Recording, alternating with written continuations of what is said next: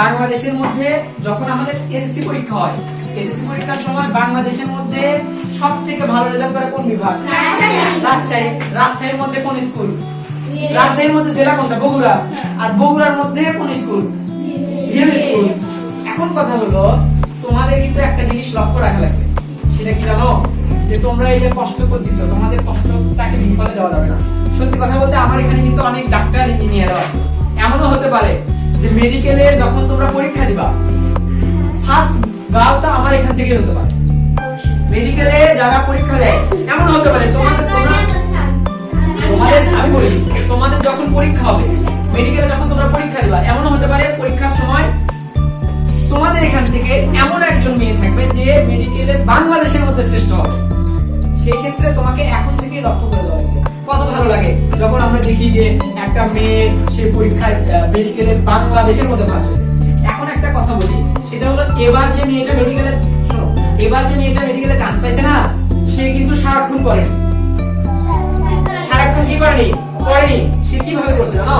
প্রতিদিন বাসার কাজ, স্কুলের টিচার, প্রাইভেটের টিচার যেটা দিছে সেটা সুন্দরভাবে কমপ্লিট করতে, করার পরে প্রতিদিনের পড়া প্রতিদিন কমপ্লিট করছে। মানে এইচডব্লিউ এর পাশাপাশি প্রতিদিনের পড়া যেটা সেটা প্রতিদিন কমপ্লিট করছে। এতে কি হয়েছে? ওর কিন্তু অন্য কোনো কিছু নিয়ে আর চিন্তা করা লাগে। হ্যাঁ, তোমাদের মতো ও খেলতো, কিন্তু ও পড়াশোনাটাকে সিরিয়াস ভাবে নিচ্ছে। খেলাধুলা তো আমরা সবাই করি, খেলাধুলা করে কি ভালো কোনো জায়গায় যাওয়া যায়? না, কখনোই সম্ভব না। তোমাকে পড়াশোনায় মনোযোগ করতে হবে। এই জন্য আমি চাই তোমাদের সাথে, আমার কাছে পড়ো না পড়ো, আমার সাথে তোমাদের সম্পর্ক আজীবন টিকে থাকবে। আমি যদি বুড়াও হয়ে যাই তাও টিকে থাকবে। সত্যি কথা।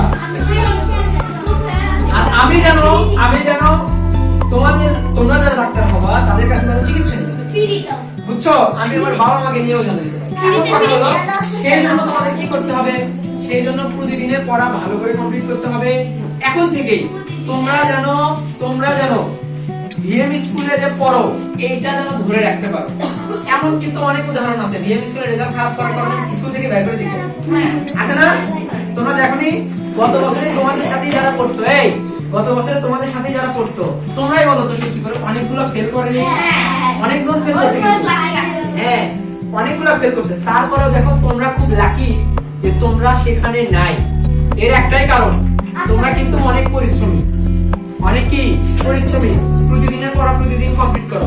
এই জন্য তোমাদের আরেকটা কাজ, সেটা হলো যে সামনের যে পড়াগুলো আসবে, তোমরা কখনোই ভয় করবে না। বলবে না যে আমার পড়া বেশি হয়ে যাচ্ছে। তুমি ধরো 10 মিনিট মোবাইল চাপো, তুমি 10 মিনিটের জায়গায় 5 মিনিট মোবাইল দেখো, আর 5 মিনিট তুমি পড়াশোনার দিকে ব্যয় করো, তাহলে তোমার কি হবে? তোমার পড়াটা কমপ্লিট হয়ে গেল। কারণ কি, তুমি যখন একটা ভালো পর্যায়ে চলে যেতে পারবা, তুমি যখন ডাক্তার হতে পারবা, তখন কিন্তু তুমি পর্যাপ্ত সময় পাবা, খেলাধুলার সময় পাবা। এখন মানুষ বলে যে স্যার বড় হলে তো খেলা যায় না, বড় হলেও খেলা যায়, কেউ বলছে খেলা যায় না, অবশ্যই খেলা যায়। কিন্তু সারাক্ষণ তোমরা মোবাইল নিয়ে থাকো, পড়াশোনার দিকে ফোকাস করো না। আমি চাই তোমরা নিজেদেরকে এখন থেকে নিজেরাই খেয়াল রাখো। তোমাদের খেয়াল যেন আব্বু আম্মুদেরকে রাখতে হয় না, কথা বুঝছো? নিজেদের খেয়াল নিজেদেরকে রাখতে হবে। এমন ভাবে পড়তে হবে যেন আশেপাশের যে টিচার গুলো আছে তারাও যেন বলে, এই শোনো, তারাও যেন বলে যে এই শিক্ষার্থীগুলো আজকে কই পড়তো। মানে ওরা যেন তোমরা যেন পরবর্তী কোনো টিচারের কাছে গেলে ওই টিচার গুলো যেন বলে, আমি একটা সোনার টুকরা পাইছি, মানে এত ভালো শিক্ষার্থী এতদিন কই ছিল। এইভাবে পড়ো, কথা বুঝছো? তোমরা একটু মনোযোগ দিয়ে পড়ো ভালোভাবে। আজকে এই পর্যন্ত।